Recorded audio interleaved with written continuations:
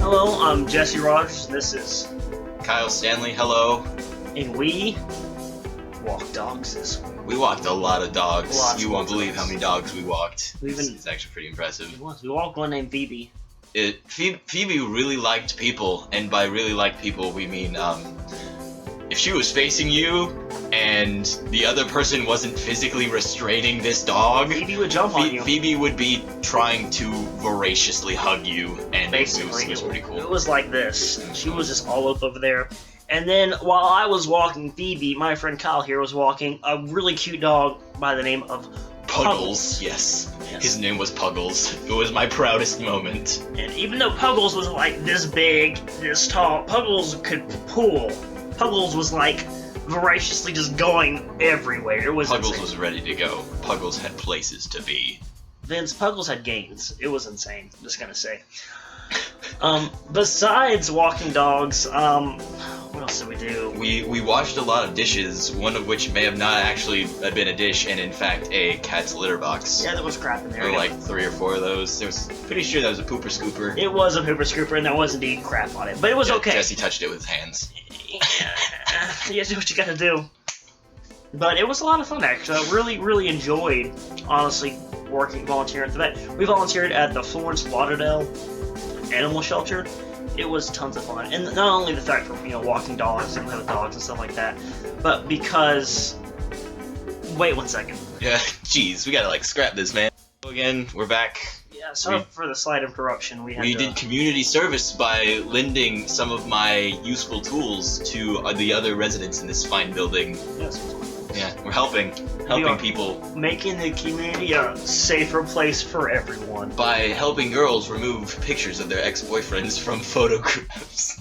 That was what that was. That was for? what it was for. Wow, that's a really good community service. Yeah, like Otherwise, I'm helping someone remove something that is like troublesome. emotionally troublesome And to scarring. them. He wasn't that attractive, so even that too. Yeah, yes.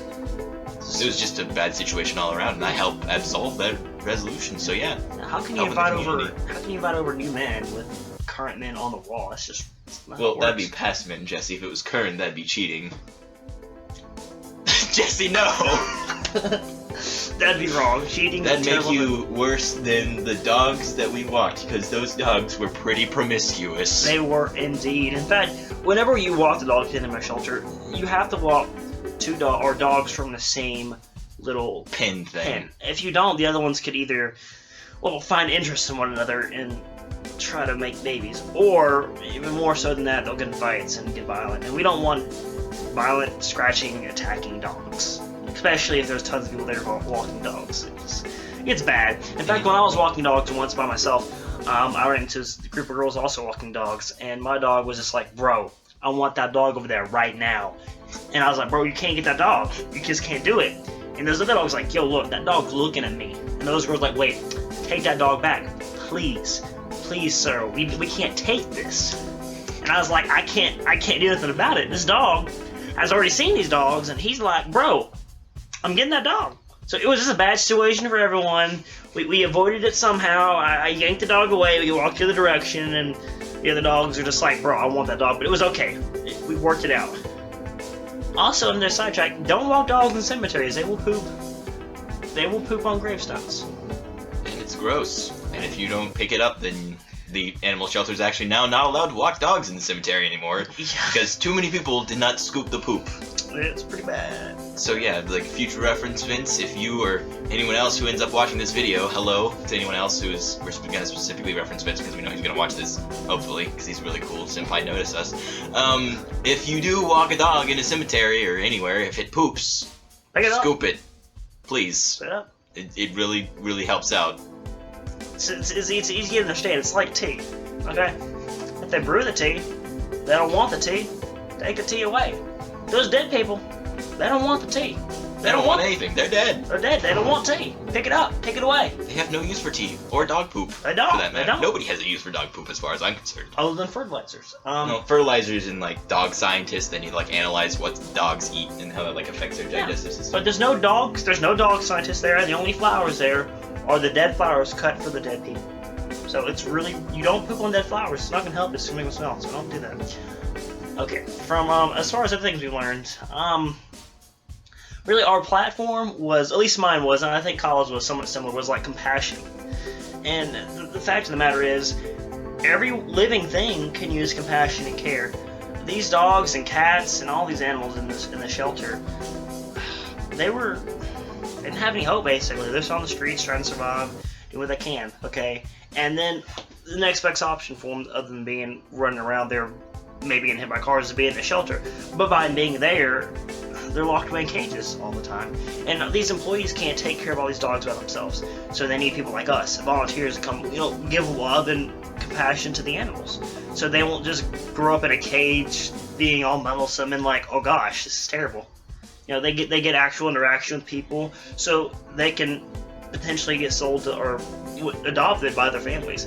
Because I don't know if you know this, but if you leave an animal in solitude a long, long time, let it be raised by itself, it won't like people and will get depressed. Animals can get depressed. They can't kill themselves necessarily, but they can lose the will to live. And it's awful. It's a really awful thing to see. It's kind of like the opposite of what happens in Jurassic World when the Indominus Rex is stuck in a cage, so it just kind of goes ballistic because it doesn't know how to be social with anything. Dogs are also social creatures, kind of like velociraptors, and this is a really big stretch.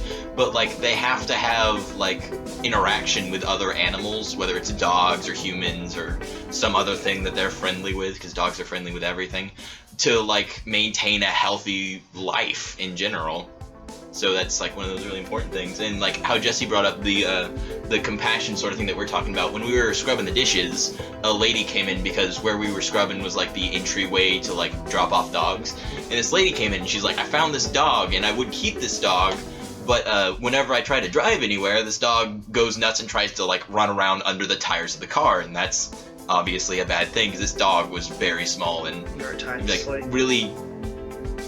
I don't want to like say really run overable, but that dog was really run overable. And so like this lady, like she really liked this dog. Like this dog was a really nice dog. Like when she handed it to the lady, it was like licking her face and stuff. And it's just like this super nice dog has like got lost from its family and it's like running around trying to find people to help it. And then this lady, she wants to take care of it. She just has nowhere to like confine it when she goes somewhere. Because apparently she also said that the dog like ran halfway across town following the car. And like, that's dedication. That dog loved that person. And so it's just one of those things like, if this dog cares this much about someone it's barely met, doesn't it deserve a chance to find somebody who loves it that much again and has the capability of taking care of it? I mean, it's just one of those things like, you see all these like dogs, it's like, oh, when you go to a shelter they're gonna be like barking and growling at you and they're gonna be all mangy and stuff, and this dog wasn't. The dogs that we saw weren't mangy at all. They were just, they wanted love and attention, just like anyone else. Big fluffy dogs, small like really like coarse haired, really thin furred dogs. They were like big old pit bulls and little wiener dog things. Like I walked this one dog, it was like gray, big old wiener dog. Like this thing was like this thick, and it was on a mission. It was going. It was. And that was Appa. His name was Appa. We named him Appa after a sky bison because he was big and thick and he was on a mission.